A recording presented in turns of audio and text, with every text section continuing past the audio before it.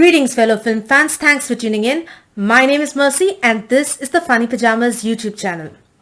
So, I had a chance to go out to the theater and check out Venom 2, Let There Be Carnage, the new movie, the new Venom sequel movie, and I thought I'd give my quick thoughts and review on this movie. Is it good? Does it hold up? Is it better than the previous one? So, let's get down to it. But before we begin and go anywhere, if you haven't done so already, why don't you take some time, smash that like button, hit that beautiful red subscribe button, become a subscriber to my channel if you haven't done so already. And of course, don't forget to hit that bell icon so that you're notified every time I post something new. With all that down and out of the way, let's get down to it. So Venom 2 picks up after Venom 1. We are introduced to Cletus Cassidy, who's currently, they're debating whether to put him on death row or not. And Eddie Brock, he requests to see Eddie Brock. And he tells Eddie Brock basically, I have this message I want to get out into the world. Particularly if you didn't like the banter between Venom and Eddie, or how Venom was portrayed, or how Eddie Brock was portrayed by Tom Hardy, you're not really going to enjoy this one either, because they really build on that dynamic. And let me tell you, what really stood out to me was Tom Hardy as Eddie Brock. I thought he did a fabulous job. The banter between the two characters is really good. It's funny. Now, a lot of people had a doubt when they said that this movie would would be around 90 minutes. I think right now it clocks basically just under 1 hour 40 minutes. 1 hour 37 minutes, if I'm not mistaken, is the actual official runtime. But I thought the pacing was really done, and I thought Andy Serkis as a choice to direct this particular movie was inspiring. Basically because the duality in nature between Venom and Eddie Brock, and we know Serkis has been in this playground before. He's played Gollum, the Rings, his voice. So I feel he brought that experience out into his directing. They've done a good deal of mix of practical effects and CGI, and with his knowledge and experience in these fields, I thought it worked very well for the characters, particularly for the character of Eddie Brock, played by Tom Hardy. Tom leans into this character. You can see he's having all-out fun. Hardy, of course, gets if I'm not mistaken, a producer credit in this. He also has a screenwriting credit, a writing credit. I'm not sure whether it's screenwriting, but I think he has a writing credit in this.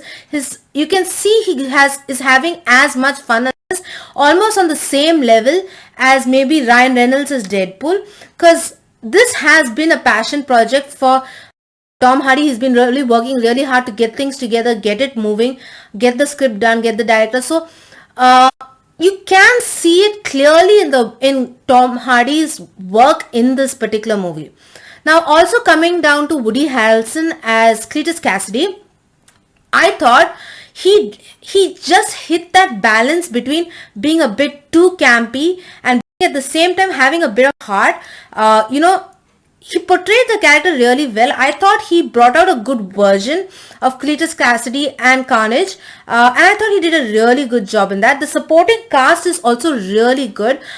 I thought the chemistry between Harrelson and Naomi Harris, who plays Shriek in the film, but on the whole, I thought the supporting cast was very strong, particularly even the actor who plays Detective Mulligan. You would have probably seen him in the trailers.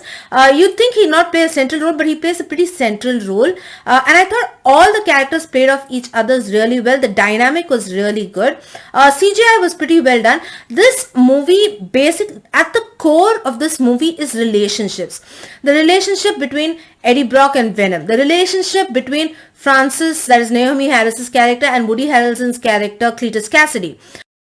On the whole, this movie had everything going for it. It had a good story. The pacing was really good. The action sequences was very well done. It was on a much smaller scale than the previous movie, but I thought this movie did it even better. The previous movie, one of my main critiques was the final battle sequence. I could not really tell Venom's character and Riot's character. So basically I could not tell the difference. It was very choppy. I thought the final action sequences in this was done very well. Carnage, there. Okay, let me tell you this. I was surprised this didn't got a PG-13 rating.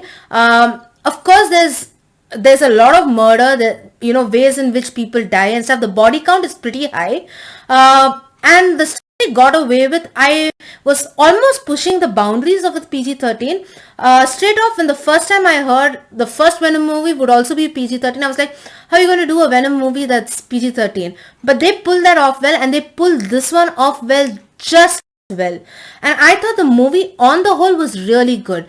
This is my personal opinion, but I thoroughly enjoyed it. If you have a chance to see it, I do recommend. Like I said, I did enjoy this Woody Harrelson as Cletus Cassidy, and I thought he was on the whole a much stronger, better written out, well-built character compared to the previous, typical Oscorp leader guy, played by Riz Ahmed. Of course, no fault to Riz Ahmed. I thought he did well with what he was given, but I thought that Cletus Cassidy as Carnage in this particular movie was much better foil for Venom's character, and I thought he did it justice. So on the whole, a very positive time at the movies, and I would definitely suggest you go check it out if you want to. Now, I'm straight away telling you, if you did not enjoy the first Venom movie, you are probably not going to enjoy this, but I did. I give this a resounding 8 out of 10.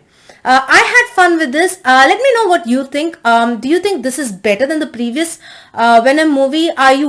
Do you think it's a definite improvement? Or if not, do you lie on the other end of the spectrum? Let me know. I'd love to hear from you. Hit me up in the comment section down below.